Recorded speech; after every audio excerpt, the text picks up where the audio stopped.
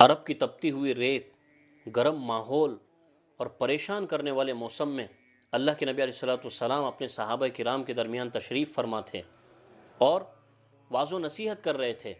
اتنے میں ایک دیہاتی جاہل گوار آدمی آیا اور پوچھنے لگا کہ بیٹھے ہوئے لوگ کس کے دین کو فالو کرتے ہیں، کس کو اپنا بڑا مانتے ہیں؟ تو لوگوں نے کہا کہ ایک نبی آئے ہوئے ہیں اور وہ اللہ تعالیٰ کی طرف سے اپنے آپ کو بھیجا ہوا بتاتے ہیں، سچائی کی دعوت دیتے ہیں اور برائیوں سے روکتے ہیں۔ تو اچانک میں سنتے ہوئے گرم ہو گیا اور ساری صفوں کو چیرتا ہوا اللہ کے نبی علیہ السلام کے پاس جا پہنچا اور جا کر کہنے لگا بڑی گستاخی کے ساتھ کہ تم کیا کہتے ہو اپنے بارے میں؟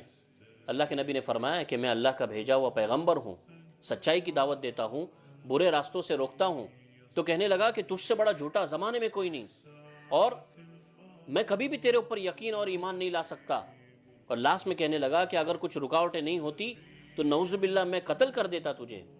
حضرت عمر بن خطاب رضی اللہ عنہ وہیں پر تشریف فرماتے فوراً کھڑے ہو گئے اور کہنے لگے کہ اللہ کے نبی مجھے اجازت دیجئے میں اس کا کام تمام کر دوں۔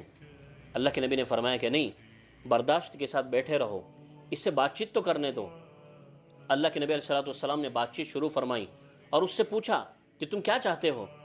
تو اس دیہاتی نے، ان پڑھ نے، اپنی آستین سے ایک جانور نکالا جسے گوہ کہا جاتا ہے اور انگلش میں مانیٹر لیزرڈ کہا جاتا ہے۔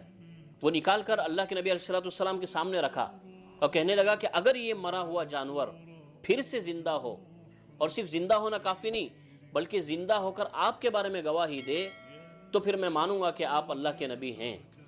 اللہ کے نبی علیہ السلام بیٹھے ہوئے ہیں، صحابہ کرام حیران پریشان کہ ایسا تو کبھی نہیں ہوا، یہ کیسے ڈیمانڈ کر رہا ہے جو کبھی پوری نہیں ہو سکتی۔ اللہ کے نبی نے فرمایا کہ اگر ایسا ہو گیا تو ایمان لے آؤ گے؟ کہنے لگا ہاں ایمان لے آؤں گا۔ اللہ کے نبی اس مانیٹر لیزرڈ کی طرف متوجہ ہوئے، اس گوہ کی طرف متوجہ اور کہنے لگے کہ بتا تو کسے مانتی ہے؟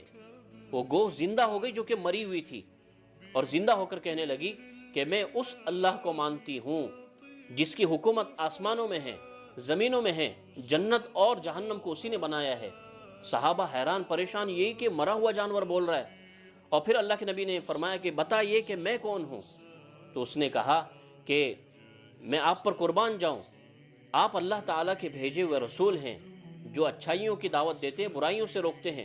اور بڑا لمبا تعارف کرایا اس نے اللہ کے نبی علیہ السلام کا۔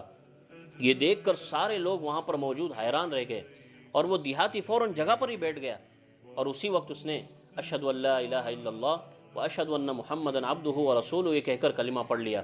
اللہ کے نبی نے اسے دعوت دی اسلام کی اور پھر اس کے بعد سارے احکامات سکھائے۔